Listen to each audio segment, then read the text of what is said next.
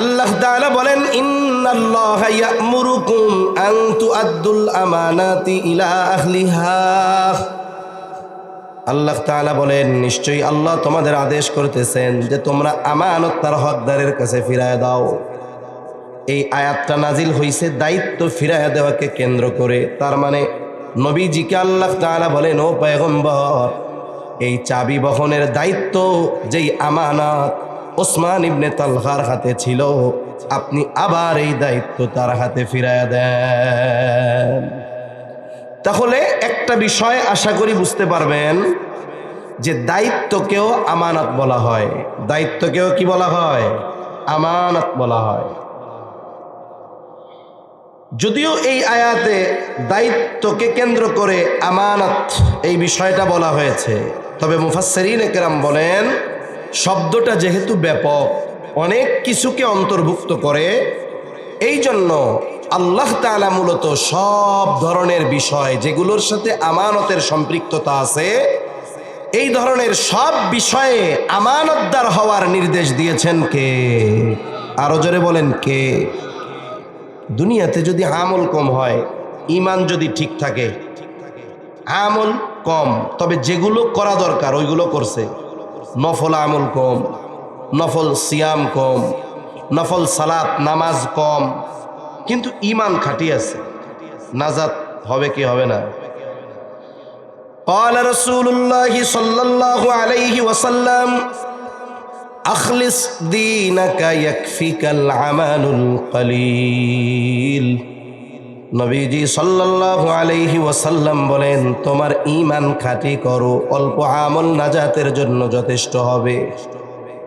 তার মানে ঈমান যদি ত্রুটি মুক্ত হয়, আমল যদি কম হয়, নাজাতের বিশ্ব সুযোগ আছে। কিন্তু ঈমান যদি ত্রুটিযুক্ত হয়, ভঙ্গুর হয়, দুর্বল হয়, আমল যদি আসমান সমপরিমাণও হয়, নাজাতের ব্যাপারে নিশ্চয়তা দেওয়া যায় না। এজন্য ঈমান কিছু গুণাবলী অর্জনের মাধ্যমে ত্রুটি মুক্ত হয়, মজবুত হয়। যেই গুণগুলো অর্জন করলে ঈমান ত্রুটি মুক্ত আর মজবুত হয়, এর মধ্যে অন্যতম একটি গুণ হলো আমানতদারিতা। এই আমানত শুধু আমলের সাথে সম্পৃক্ত নয়, আমানতদারিতা ঈমানের সাথে সম্পৃক্ত। সজাগ আছেন তো? একটু আওয়াজ করে তাকবীর দেন, নারায়ে তাকবীর। আরো জোরে, নারায়ে তাকবীর। মাশাআল্লাহ। আমার আগে তো আব্দুল মালিক ধলেশ্বরী ভাই বয়ান করছে, কিন্তু দীপ্ত কণ্ঠে বয়ান করে, মাশাআল্লাহ। কিন্তু আমি দেখতে শুনতে পোল্ট্রি মুরগির মতো, বলো পোল্ট্রি মুরগির মতো। দেশি মুরগি চিকন, কিন্তু একটা পোল্ট্রিরে এক লাথি মারবো, ও কায়দায় পড়ে থাকবো। স্বাস্থ্য মাস্ত এরকম দেখা যাইতেছে, কিন্তু অবস্থা পোল্ট্রি মুরগির মতো। এই জন্য অনেক চিল্লায় কইতে পারি না, ঘুম টুম যেন না আসে। মানে অনেক জায়গায় অনেকে মোহাব্বত করে, যারা আইসা কথা বলে 95% লোক এক ধরনের কথা কয়। কি কয়?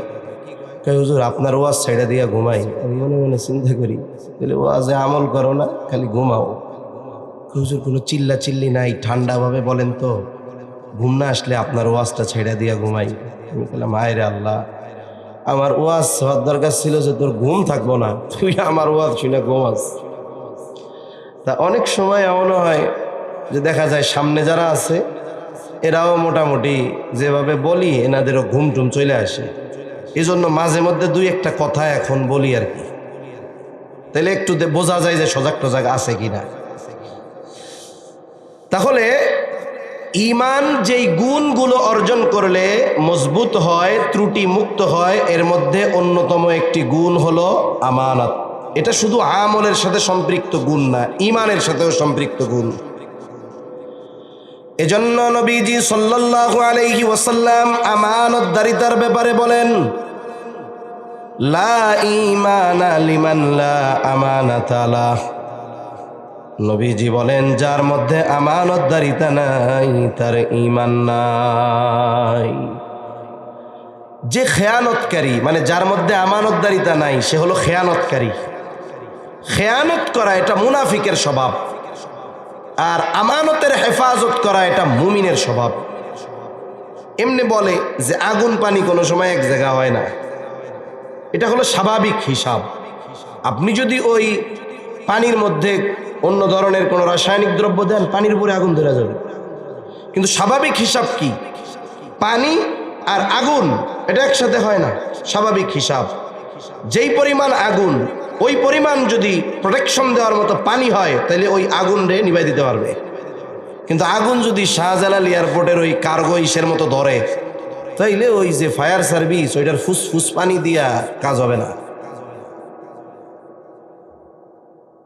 আমানতদারিতা এটা মুমিনের ভূষণ। আমানতের খেয়ানত করা মুনাফিকের আলামত। মুনাফিকের আলামত গুলার মধ্যে অন্যতম হলো ইদা তুমিনা খানা। মুনাফিক আমানতের খেয়ানত করে, আর মুমিন জীবন চলে যায় যাক, তবুও কখনো আমানতের খেয়ানত সে করবে না। তাহলে খেয়ানতকারী সে কখনো প্রকৃত মুমিন হতে পারে না। এখন এই আমানতদারিতা অর্জন করা দরকার। আমল কম হোক, আমার ঈমান তো ঠিক দরকার, ঠিক না? এখন আসেন অল্প কয়েকটা বিষয়ে জানব। আমানতদারিতা কোন কোন ক্ষেত্রে হয়, অল্প কয়েকটা বিষয় যদি আমরা জানি, মনে রাখি, আমল করি, আশা করি আমানতদার হওয়া সহজ হয়ে যাবে। 1 নাম্বার, আমানতদারিতা হয় লেনদেন আদান প্রদানের মধ্যে। দেনা পাওনার মধ্যে আছে আমানতদারিতা। কেউ যদি আমার কাছে কোনো বস্তু, কোনো টাকা পয়সা, ধন দৌলত, সম্পদ আমানত রাখে, যদি কখনো এমনটা হয় ওই আমানতের হকদার সেটা ভুলে গেছে, সে ভুলে যায় যাক, আল্লাহ তাআলার আদেশ আমার আপনার উপর যে নিজ দায়িত্বে ওই আমানতের বস্তু হকদারের কাছে পৌঁছায়া দিতে হবে। কারণ মানুষের সম্পদ যদি আমার আপনার কাছে থাকে, সেটা আমানত হোক, সাধারণ জমা জামানত হোক, অথবা সেটা কোনো ঋণ কর্জ হোক, সাথে সাথে অনেক সময় আত্মীয় সম্পর্ক যাদের সাথে থাকে, অনেকের সাথে জমি জমার বিষয় থাকে, ওয়ারিসি সম্পদ থাকে। অনেকের এরকম থাকে যে বোনরা জানে না সম্পদ কি আছে, ভাইরা কয় আলহামদুলিল্লাহ। কেন কয়? ওই যে বোনরা তো জানে না, তার মানে এটা মেরে খাওয়ান যাইব। বোন জানুক আর না জানুক, হক তো তার, ফিরিয়ে দেওয়ার আদেশ আমাদের দিয়েছেন কে? শুধু আমানত নয়, কারো সম্পদ যদি আমার আপনার কাছে থাকে, কারো হক যদি আমার আপনার কাছে থাকে, আমি নিজ দায়িত্বে হকদারের হক তার কাছে ফিরাইয়া দিব। কেন? কারণ কিয়ামতের দিন আমার যদি আমল কম হয়, শয়তানের ধোকায় যদি আল্লাহর কোনো হক নষ্ট যদি হয়েও যায়, আল্লাহ তাআলা চাইলে মাফ করে দিতে পারেন, কারণ তিনি গফুরুর রহিম। কিন্তু কোনো মানুষ যদি আমার আপনার কাছে কোনো হক পাওনা থাকে, কিয়ামতের দিন ওই ব্যক্তি যদি তার হক দাবি করে, টাকা পয়সা জমি দিয়ে হক আদায় করা যাবে না, সেই দিন আমার নেকি দিয়ে অথবা তার গুনাহ নিয়ে হক আদায় করতে হবে। এজন্য জীবনটা এমনভাবে সাজাবো, মারা যাওয়ার পর কেউ যেন না বলতে পারে যে এর কাছে আমি টাকা পাই, আমার এটা মাইরে খাইছে, আমার জমির আইল কুপাইয়া ওর জমির মধ্যে নিছে। বোনরা, আত্মীয় স্বজন যেন না বলতে পারে চলে বলে কলে কৌশলে আমাদের জমিগুলো দখল করছে। আমল কম হোক, এই বিষয়গুলো যদি ঠিক থাকে, আখিরাতে নাজাত পাওয়া সহজ। কারণ মানুষের হকের ব্যাপারে নবীজি সাল্লাল্লাহু আলাইহি ওয়াসাল্লাম কতটা সচেষ্ট ছিলেন। আল্লাহ তাআলা যেই নবীর আগে পরের সব মাফ করে দিয়েছে। নবীজি দুনিয়া থেকে যাবার কয়েকদিন আগে সাহাবায়ে কেরামকে ডাক দিয়েছেন, মসজিদে নববীর মধ্যে একত্রিত করেছেন। নবীজি বললেন, তোমরা যদি কেউ আমার কাছে কোনো হক পাও সেটা চেয়ে নাও, কারণ আমি চাই না কেউ আমার কাছে কোনো হক পাওনা থাকবে আর এমতাবস্থায় আমি আল্লাহ তাআলার সাথে মিলিত হব। রহমাতুল লিল আলামিন, যার আগে পরের সব আল্লাহ মাফ করে দিয়েছে, মাসুম। নবীদের কোনো গুনাহ আছে? কোনো গুনাহ নাই, মাসুম নবীরা। এটা আমাদের আকীদা, এটা আমাদের বিশ্বাস। উপরের সব মাফ।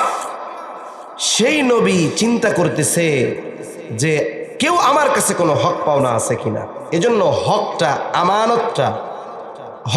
আমানত সম্পৃক্ত হোক, জামানত হোক, অথবা আমি কারো কাছে ঋণ ছিলাম দেই নাই, দোকান বাকি আছে না নাই, এরকম কত লোক আছে না, দোকানে বাকি খাতা লেখে, এটা হলো আজীবন বাকি। কেউ যেন আমার কাছে একটা টাকাও পাওনা না থাকে। মানুষের সাথে মানুষের আচরণগত হকও আছে। কিয়ামতের দিন হিসাব কত জটিল।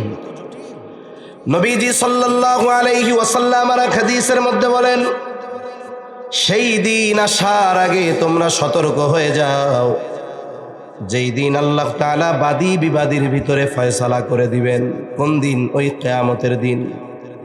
নবীজি বলেন, দুনিয়াতে কেউ যদি কথার দ্বারা কারো হক নষ্ট করে, কথার দ্বারা, আমার পাশে বসে আছেন যিনি, উনি আমার মুরব্বী, ওনার হক আমার কাছে কি, চিনি আর না চিনি, হক হইল ভালো আচরণ।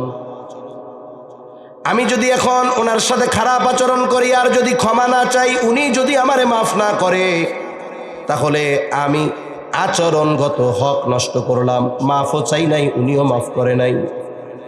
নবীজি বলেন, ওই দিন আসার আগে সতর্ক হয়ে যাও, যেই দিন আল্লাহ বাদী বিবাদীর ভিতরে ফয়সালা করবে। অন্যায়ভাবে কথার মাধ্যমে কারো হক নষ্ট করে থাকে, আল্লাহ তাআলা কিয়ামতের দিন ওই বিষয়টারও ফয়সালা করবে। একজন বড়, আমি তার সাথে খারাপ আচরণ করছি, হক নষ্ট করছি তার, এটার হিসাবও কিয়ামতে করবেন কে? আরো জোরে বলেন, কে? আল্লাহ করবে।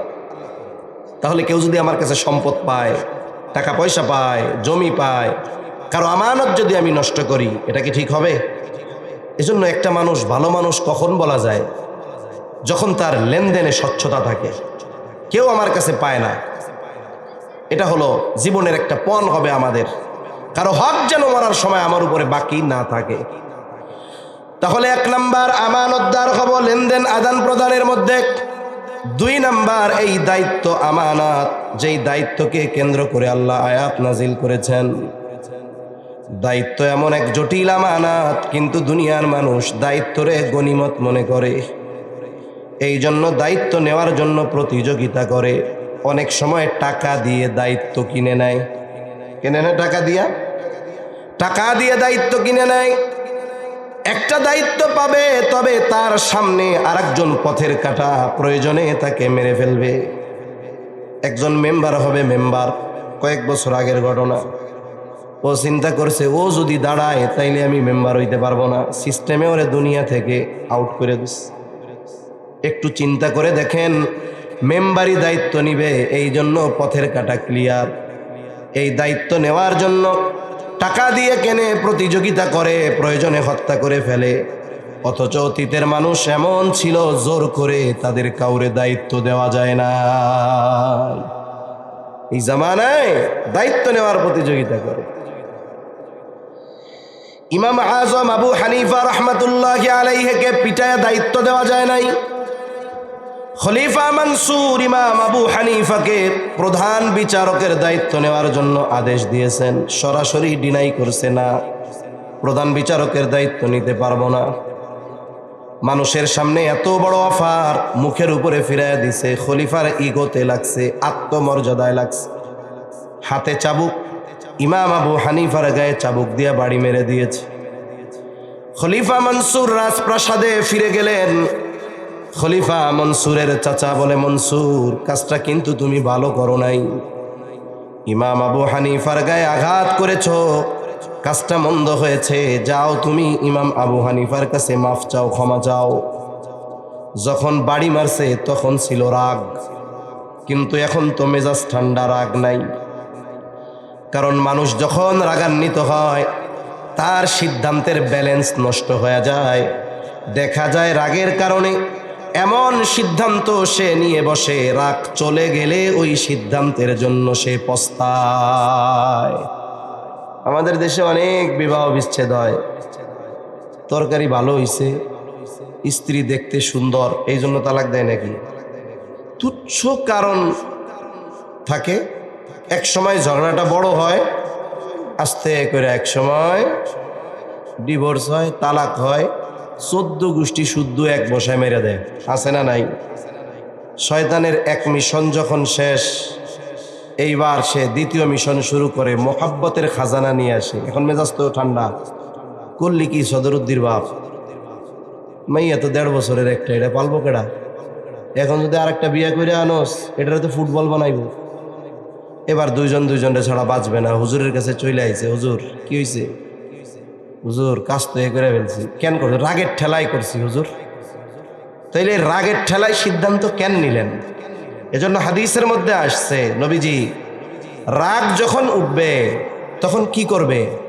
তখন সে দাঁড়ানো থাকলে বসে পড়বে, ওই স্থান পরিবর্তন করবে, ওযু করবে, নামাজে দাঁড়ায় যাবে। আল্লাহ তাআলা রাগ কমায় দিবে। এজন্য রাগান্বিত অবস্থায় সিদ্ধান্ত নেওয়া যাবে না। অধিকাংশ সময় রাগান্বিত অবস্থার সিদ্ধান্ত ভুল হয়। আর আমাদের রাগ দিনই কারণে ওঠে না। রাগ উঠে কেন? আমার নেতারে গালি দিছে, হ্যাঁ, আমার নেতার বিরুদ্ধে বলেছে, আমার বিরুদ্ধে বলছে, ওই ব্যক্তির রাগ উঠে গেছে মাথায়, নেতার বিরুদ্ধে বলছে। অথচ কোরআনকে গালি দিলে রাগ ওঠে না, ইসলামের বিরুদ্ধে বললে রাগ ওঠে না। আছে না নাই? ওই নেতারে গালি দিছে, রাগ উঠছে, ওইটা তোরে শয়তানে দিছে, শয়তানে। আর ইসলামের দুশ্মনের বিরুদ্ধে রাগ উঠছে, এই রাগ শয়তান রক্তে আইসা উঠায় নাই, এটা তার ঈমানের কারণে উঠেছে। ঠিক কিনা বলেন? কিন্তু ঈমানের জন্য, দ্বীনের জন্য আমাদের রাগ উঠে না। রাগ উঠে কেন? দুনিয়াবি কারণে। ওই সময় যখন রাগ ছিল চাবুক দিয়া বাড়ি মারছে, এখন তো রাগ নাই, ক্ষমা চাইতে যাইতে তার লজ্জা লাগতেছে। অথচ বাড়ি মারতে লজ্জা লাগে নাই কেন? বলে তখন তো ছিল রাগ, মেজাজ গরম ছিল, হট ছিল। এখন মেজাজ ঠান্ডা, এই জন্য ক্ষমা চাইতে যাবে, ভালো কাজ, এটাও তার কাছে লজ্জা লাগে। খলিফা মনসুর তার বিশ্বস্ত একজন লোককে পাঠায় দিছে, যাও আমার পক্ষ থেকে ইমাম আবু হানিফার কাছে ক্ষমা চাইবা। সাথে সাথে 1 থলে স্বর্ণ মুদ্রা দিয়ে বলছে, যাও এটা বলবা আমার পক্ষ থেকে তার জন্য হাদিয়া। লোকটা ইমাম আবু হানিফার কাছে গিয়ে বলে, ইমাম, খলিফা লজ্জিত, আপনার সাথে যে আচরণ করছে এই জন্য মাফ করে দেন। ইমাম আবু হানিফা বলে, হ্যাঁ মাফ করে দিলাম। এইবার ওই লোকটা স্বর্ণ মুদ্রার থলে হাতে দিয়ে বলে, খলিফা এটা আপনার জন্য হাদিয়া দিছে, আর আপনি যদি এই হাদিয়া গ্রহণ করেন তাইলেই খলিফা সুনিশ্চিত যে আপনি তারে মাফ করছেন, আর যদি হাদিয়া না নেন তাইলে ভাববে আপনি মাফ করেন নাই। ইমাম আবু হানিফা এটা ফিরাইয়া দিলেন। ওই লোকটা বারবার পিড়াপিড়ি করতেছে আর বলে, ইমাম আপনি এটা রাখেন, নিজের জন্য ব্যয় না করেন, আপনি এটা সদকা করে দিয়েন। ইমাম আবু হানিফা বলে, তোমার খলিফা আমারে এত হাদিয়া দিল, এত স্বর্ণ মুদ্রা উনি পাইলেন কই? এটা কি ওনার ব্যক্তিগত সম্পদ নাকি? লোকটা এবার জবাব দেয়, উনি ব্যক্তিগত এত সম্পদ কোথায় পাবেন? এটা উনি আপনাকে রাষ্ট্রীয় কোষাগার থেকে দিয়েছে। রাষ্ট্রের যেই ধনভাণ্ডার, কোটিপতির যেমন হক, একজন মুচি তারও হক আছে না নাই? যদি 1 টাকা রাষ্ট্রীয় কোষাগারে থাকে, ওই 1 টাকার হক আছে এই দেশের 18 কোটি মানুষের। আর রাষ্ট্রীয় সম্পদ রাষ্ট্রপ্রধান বা যাকে দায়িত্ব দেওয়া হয়, যেমন খুশি তেমন মন চাইলেই ব্যয় করবে, এই কাজের জন্য দেওয়া হয় না। বরং এই রাষ্ট্রের সম্পদগুলোকে যথাযথভাবে যথাস্থানে কাজে লাগানোর জন্য দায়িত্ব দেওয়া হয়। এই দায়িত্ব দেওয়ার কারণে মেম্বার থেকে নিয়ে প্রেসিডেন্ট পর্যন্ত সবার জন্য সম্মানী ভাতা আছে না নাই? ভাতা আছে, সম্মানী আছে, আলাদা ফ্যাসিলিটি আছে। এই সম্মানী ভাতা বা ফ্যাসিলিটির বাইরে মেম্বার থেকে নিয়ে প্রেসিডেন্ট পর্যন্ত যেই ভাতা, সম্মানী, ফ্যাসিলিটি, এর বাইরে কোনো কিছু ব্যক্তিগত কাজের জন্য ব্যয় করা, ব্যবহার করার অনুমতি ইসলাম দেয় নাই। কেউ যদি করে তাহলে রাষ্ট্রের সম্পদের খেয়ানত করবে, দায়িত্বের খেয়ানত করবে। এজন্য কোনো ব্যক্তি এ অধিকার রাখে না যে সে রাষ্ট্রপ্রধান হলেই রাষ্ট্রের সম্পদ যাচ্ছে তাই ভাবে ব্যবহার করবে, এ অধিকার তার নাই। আবু হানিফা এবার বললেন, তুমি এগুলো ফেরত নিয়ে যাও, খলিফারে বলবা রাষ্ট্রের সম্পদ ব্যক্তিগত কাজে ব্যবহার করার কোনো সুযোগ নাই। রাষ্ট্রীয় দায়িত্ব পালনে যেই ভাতা তাকে দেওয়া হয়, এই ভাতার বাইরে যদি একটা টাকাও ব্যক্তিগত কাজে ব্যয় করে খেয়ানত হবে। আর এই সম্পদ হেফাজত করা তার দায়িত্ব, এই সম্পদ হেফাজতের দায়িত্ব তার উপরে আমানত। কঠোর ভাষায় বলে দিচ্ছে। লোকটা চলে গেছে সম্পদের থলে নিয়ে। ইমাম আবু হানিফার ব্যাপারে এবার সাজায়া অভিযোগ দিচ্ছে, মিথ্যা কথা। ও খলিফা, আপনার হাদিয়া তো রাখেই নাই, উল্টা আপনারে মুনাফিক কইছে, খেয়ানতকারী কইছে, ফুসলায়া ফাসলায়া রাগ বানায়া দিছে। এইবার ফোর্স পাঠায়া দিছে, যাও, কত বড় সাহস আমারে খেয়ানতকারী বলে। জেলখানার মধ্যে আটকানো হলো ইমাম আবু হানিফাকে। প্রতিদিন চাবুক দিয়ে আঘাত করা হয় আর বলা হয় প্রধান বিচারকের দায়িত্ব গ্রহণ করলে ছেড়ে দেওয়া হবে। ইমাম আবু হানিফা চাবুকের আঘাত সহ্য করেছে, তবু প্রধান বিচারকের দায়িত্ব নেয় নাই। ঐতিহাসিকদের থেকে দুই বর্ণনা। ইমাম আবু হানিফা যখন দায়িত্ব নেয় না, খলিফা মনসুর খাবারের সাথে বিষ প্রয়োগ করে ইমাম আবু হানিফাকে হত্যা করে ফেলছে। আর এক বর্ণনা, উনি যখন প্রচণ্ড অসুস্থ, ওনারে ছেড়ে দিয়েছে, তবে গৃহবন্দী করে ফেলছে। এমত অবস্থায় ইমাম আবু হানিফা দুনিয়া থেকে বিদায় নিয়েছেন। যখন উনি গৃহবন্দী, ওনার শাগরেদরা জিজ্ঞাসা করে, ইমাম ওস্তাদ, যেই দায়িত্ব নেওয়ার জন্য আপনার উপরে এত জুলুম, এত অত্যাচার, ওই দায়িত্ব নেওয়ার জন্য যত যোগ্যতা দরকার সব আল্লাহ তাআলা আপনাকে দিয়েছে। আপনি এত জুলুম সহ্য করলেন, অথচ দায়িত্ব নিলেন না, কারণ কি?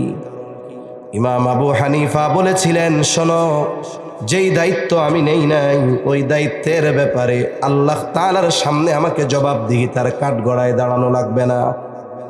কারণ আল্লাহ তাআলা যাকে যেই দায়িত্ব দিয়েছে, যে যে দায়িত্ব গ্রহণ করেছে, সেই দায়িত্বের ব্যাপারে জবাবদিহিতা দিতে হবে কার কাছে?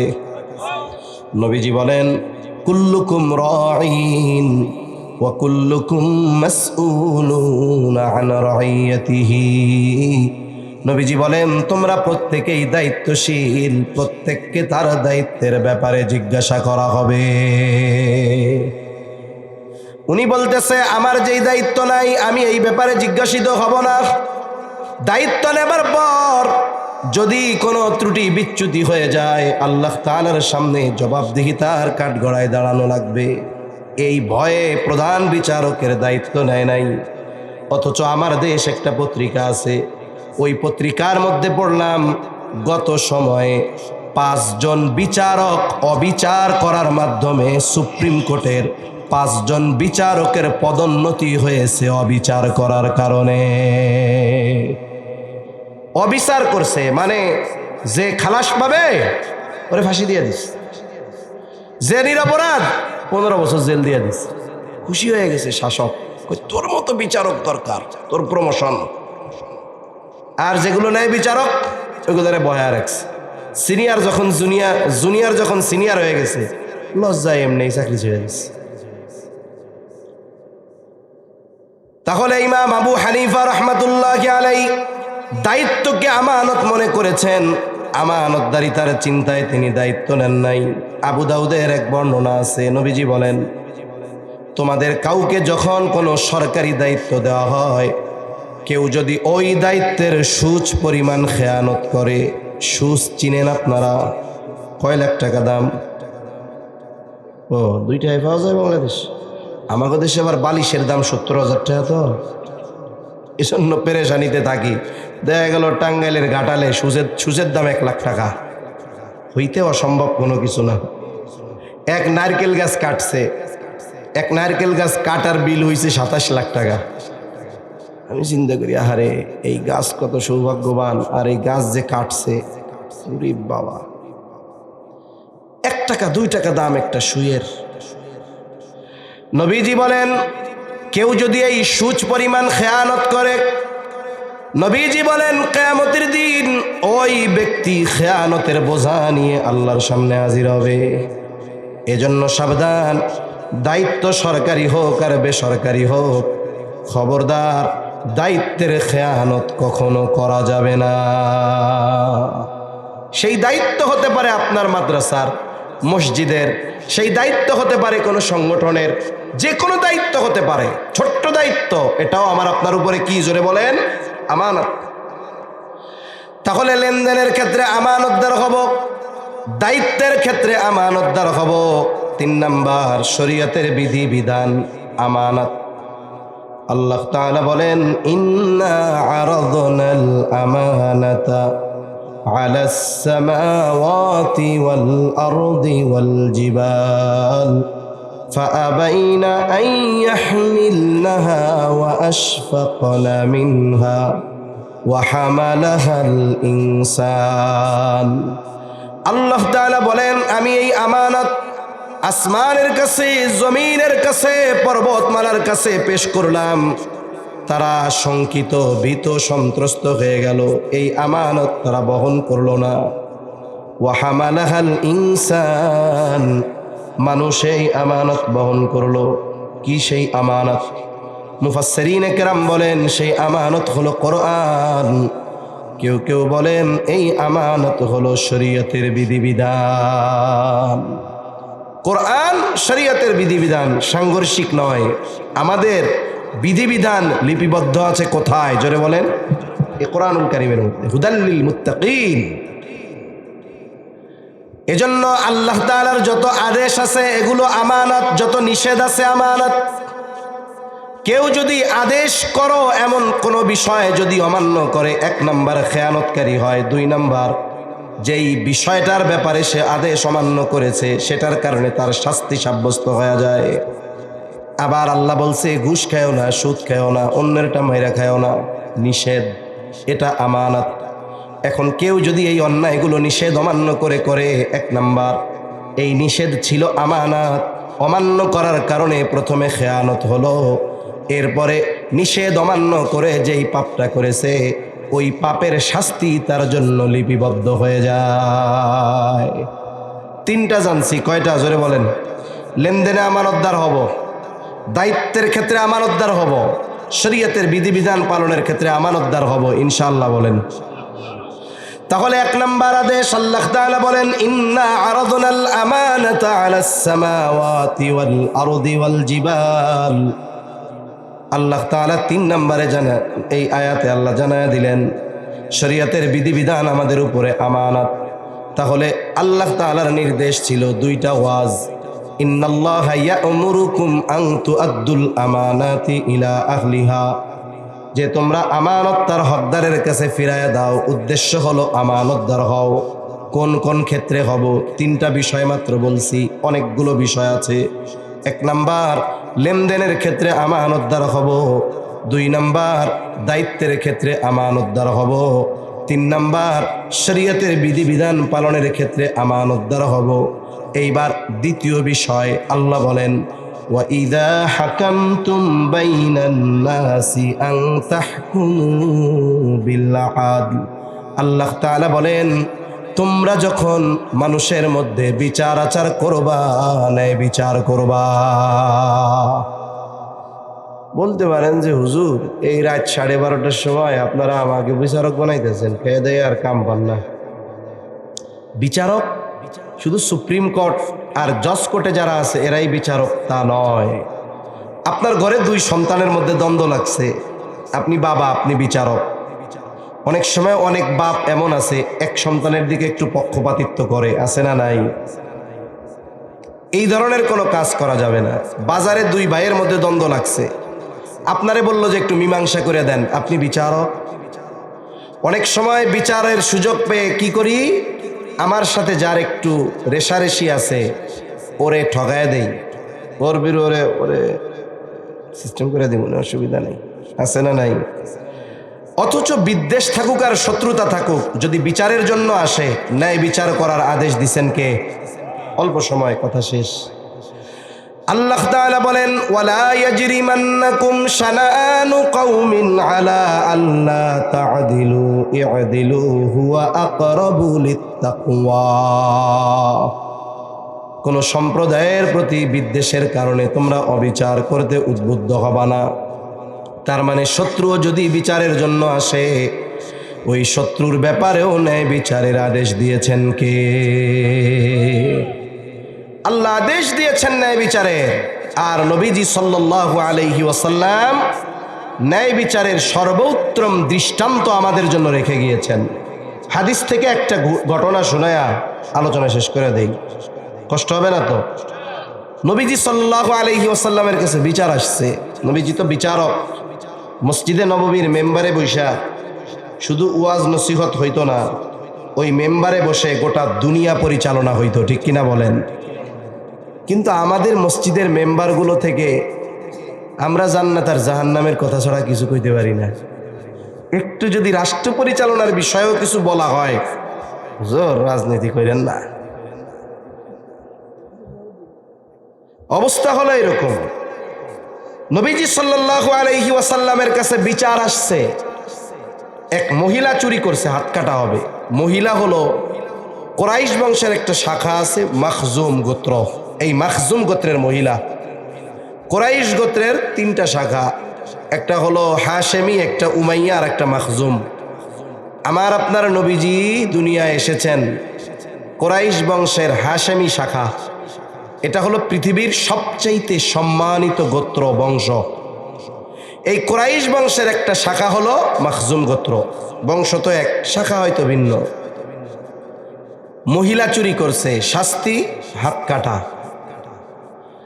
নবীজি সাল্লাল্লাহু আলাইহি ওয়াসাল্লাম হুজরার ভেতর সাহাবায়ে কেরাম যখন জানতে পারলো এই মহিলা কুরাইশ বংশের মহিলা, গোত্র যদিও ভিন্ন, নবীজির বংশের মানুষ, সাহাবায়ে কেরাম নবীকে যেমন মোহাব্বত করে, নবীর বংশকেও এরকম মোহাব্বত করে।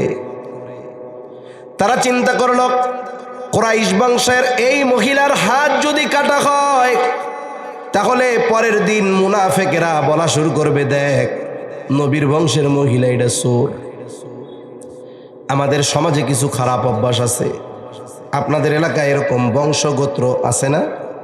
কি কি আছে কোন তো? শেখ, খান, সৈয়দ, মন্ডল। আচ্ছা, মনে করেন বোঝানোর জন্য, মন্ডল গোত্রের একটা ছেলে চুরি করছে।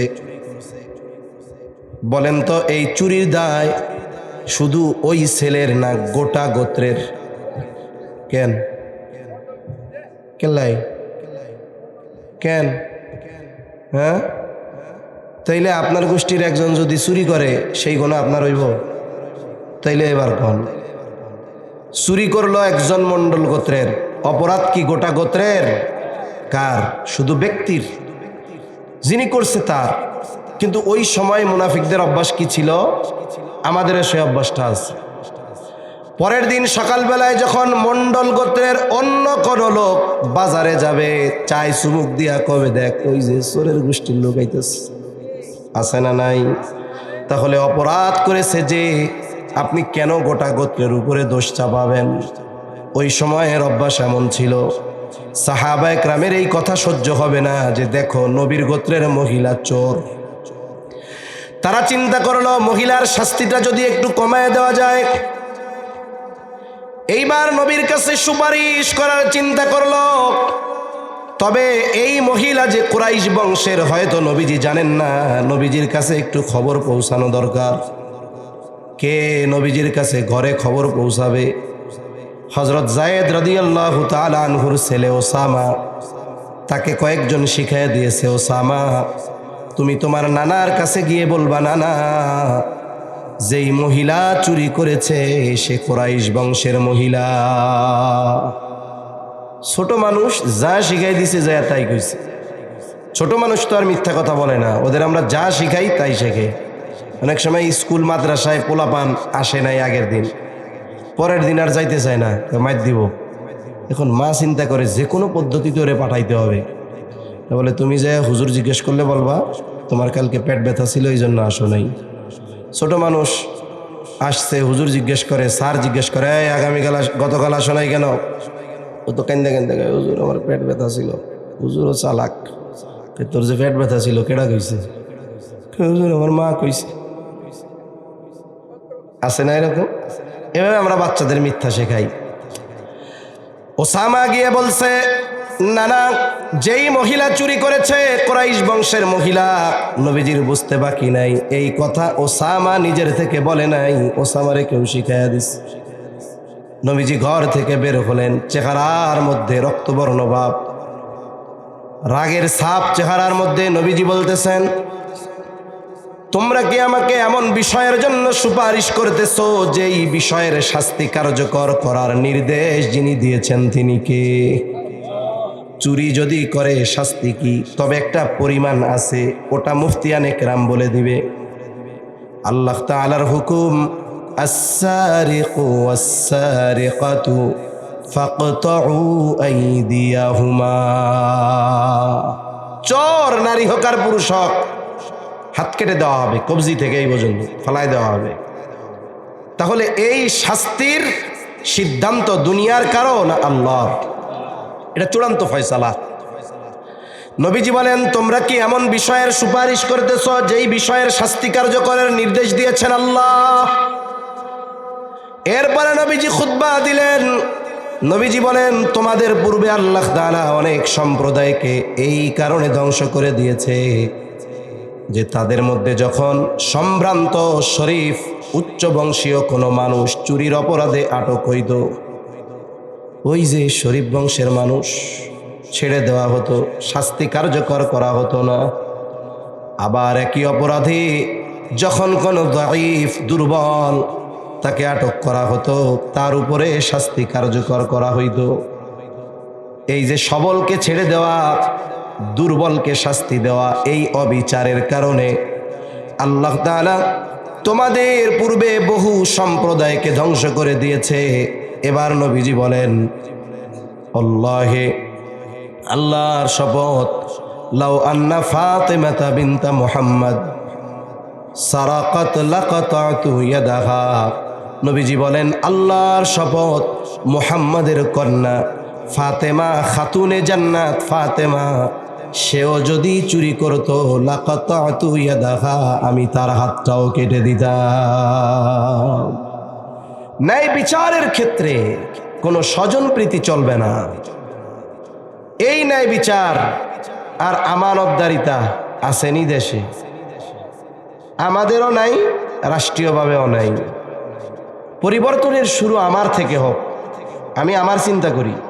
ইমাম শাফিঈর সেই কথা, যে ব্যক্তির মধ্যে আছে সে সৌভাগ্যবান।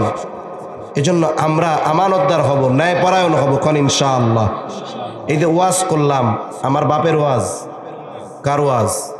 জোরে বলেন, কার ওয়াজ? এবার আল্লাহ কি বলতেছে জানেন? এই যে এত সুন্দর ওয়াজ যে আমি করলাম তোমাকে, এই ওয়াজ তোমরা শুনলা, জানলা, এখন এই ওয়াজের পরে তোমরা সকালে চার দোকানে বৈশা কি আলোচনা সমালোচনা করবা, আমি কিন্তু আল্লাহ এটা শুনি। আবার তোমরা কি আমল করতেছ না করতেছ, আমার ওয়াজের উপরে আমল করো কি করো না, আমি আল্লাহ কিন্তু দেখি। আল্লাহ দেখেন কি দেখেন না? আল্লাহ তাআলা বলেন, ইন্নাল্লাহা নি'ম্মা ইয়াইযুকুম বিহি। এই দুইটা বিষয়কে, দুইটা বিষয়ের আদেশকে, ওয়াজকে আল্লাহ তাআলা নিজে বলতেছেন সুন্দর ওয়াজ। আল্লাহ বলেন, ইন্নাল্লাহা নি'ম্মা ইয়াইযুকুম বিহি, নিশ্চয় আল্লাহ তোমাদের কতই না সুন্দর ওয়াজ করলেন। এই দুইটা গুণকে সুন্দর বলছে কে? এই জন্য এই দুই গুণে গুণান্বিত মানুষ চেহারা কালো হলেও যার কাছে সুন্দর তিনি কে? এরপরে আল্লাহ কেমন যেন বলে, ও গোলাম, এত সুন্দর দুইটা ওয়াজ করলাম, এই ওয়াজ নিয়ে কি আলোচনা সমালোচনা করো, আমি আল্লাহ শুনি। আমল করো কি করো না, আমি আল্লাহ দেখি। কেন? আল্লাহ তাআলা বলেন, ইন্নাল্লাহা কানা সামিআম বাসীরা, নিশ্চয়ই আল্লাহ তাআলা সর্বশ্রোতা সর্বদ্রষ্টা। এই পৃথিবীতে গহীন অরণ্যে একটা পাতাও যদি পড়ে, একেবারে আমানিশার অন্ধকার, ওই পাতা পড়াটাকে দেখেন এবং ওর আওয়াজটাও যিনি শোনেন তিনি কে? অন্ধকার রাত্রিতে কালো পাথরের উপরে কুচকুচে কালো একটা পিঁপড়া চলে। এই পিঁপড়া চলে, এটাকেও দেখেন কে? ওই পিঁপড়া চলার যেই আওয়াজ হয় এটাও শুনেন কে? তিনি হলেন সামিউম বাসীর।